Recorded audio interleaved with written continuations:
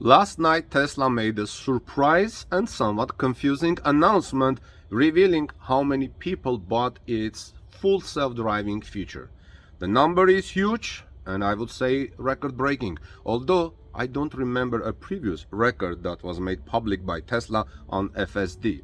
But also Tesla's announcement can be read and understood in different ways. This is why I called it somewhat confusing. In any case, this is a huge revenue for Tesla. How much? I will tell you in this report, as well as about the different ways you can understand to make better decisions related to Tesla. So please keep listening carefully not to miss the details that I'm about to share with you in this report. This is Armen Hareyan from Torque News reporting. So Tesla has confirmed that over 285,000 people bought its full self-driving, known as FSD. That's a package in North America.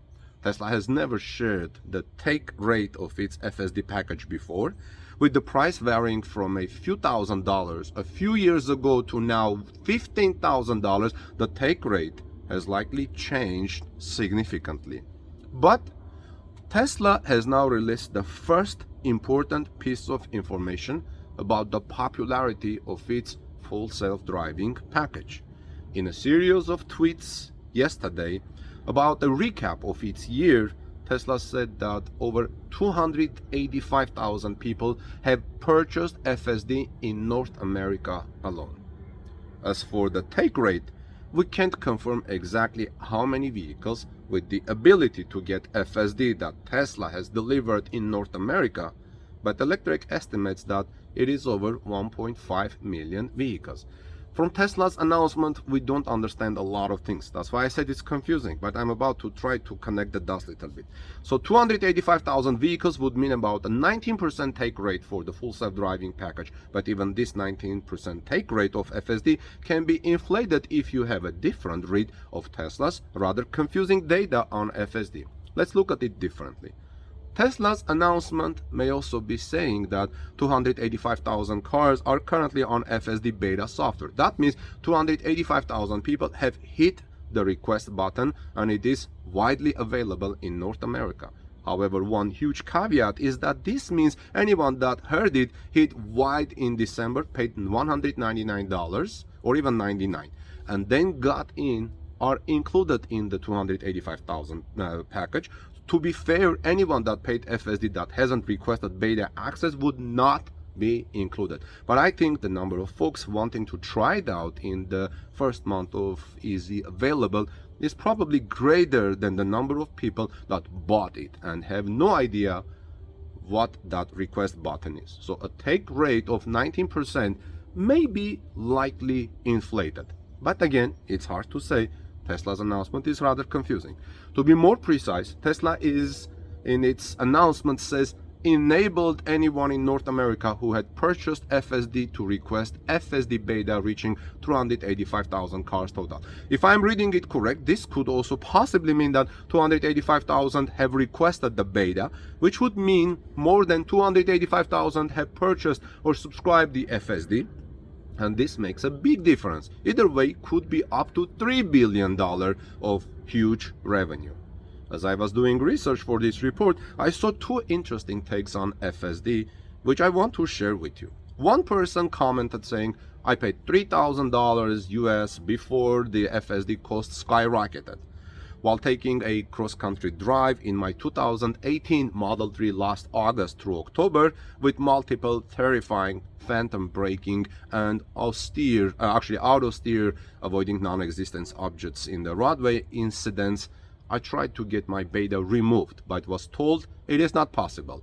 Just turn it off on your screen, I was told, but that completely removed autopilot and adaptive cruise. So I found all I could do was turn off one action, but phantom braking and auto steer failures continued. We love our Model 3, he says, but FSD beta was never a good product. It still has a long way to go before it is. The second take by an FSD owner, which I'm about to share with you, is more positive. This person writes saying, I've had FSD since 2021 and it has improved in leaps and bounds since I first got it. Not yet 100% always, but I'm now able to do end-to-end drives on certain routes with no use in the intervention. I definitely see improvements along route where it would get confused before it handles effortlessly. Now it's also long tail problem, and I definitely see a path to success for Tesla. Elon Musk has previously said that Tesla had a goal to have 1 million people on FSD beta by the end of 2022. As we expected, it's nowhere near 1 million people, but if I'm being honest, it's actually higher than what I thought. About 300,000 basically, right? Especially if it is around a 19% take rate, I would have expected something closer to 10 to 15%. Even if you take these numbers more conservatively, 285,000 people at, let's say, an average price of $8,000 would mean Tesla collected over $2 billion from FSD buyers. But as I said a little bit ago, it may be even $3 billion. But anyway, it's not really about how many people bought it.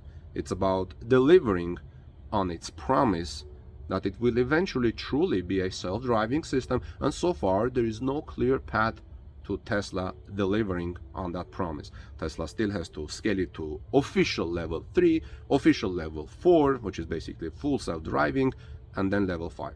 On another note, the US Treasury has released new guidelines on the electric vehicle tax credit in the Inflation Reduction Act, which seems to suggest that leased vehicles can qualify for the electric vehicle tax credit even if they were assembled outside of North America, Reuters reported yesterday. Friends, the Inflation Reduction Act significantly changed the way the electric vehicle tax credit works. And among those changes was a requirement that cars undergo final assembly in North America in order to qualify. The intent of this section is to bring electric vehicle manufacturing to the United States in order to give the country a leg up in the future of the automotive industry. The previous record, Sharp actually received the provision received sharp pushback from foreign countries, particularly South Korea, whose car makers Hyundai and Kia currently sell more electric cars in the United States than any other foreign automaker. Both companies are establishing battery and car factories in the United States, but those won't be open for a New Year's, leaving them in the lurch for credits for the time being. European and Asian countries even considered filing complaint with the World Trade Organization claiming violation of trade rules. But yesterday, or I think it was the day before, yesterday I think, the IRS released a fact sheet of frequently asked questions about the tax credits, which suggested that foreign-made electric vehicles may qualify for tax credits through the commercial vehicle section of the law. This interpretation had been pushed for by South Korean automakers, though the famously anti-EV Toyota opposed the interpretation, even though the company would benefit from it. So hopefully a lot of companies can benefit from this, friends, and this could be a good thing for electric vehicle promotions, and more people will buy electric vehicles. So what do you think about Tesla FSD and this new provision that allows foreign car makers, also some of them benefiting from this? This is Armen Hareyan from torquenews.com. Please subscribe to our channel. If you found this information helpful, please give us thumbs up. I would greatly appreciate it. And share in social media, tweet it out. God bless you. And I look forward to reading your comments and your opinion, especially about FSD and the current Tesla happenings and also tax credit. I have several more reports coming later today, so please subscribe to our channel if you are here first time. Ring the bell so you don't miss my next coverage. God bless you, and I'll see you soon in our next report.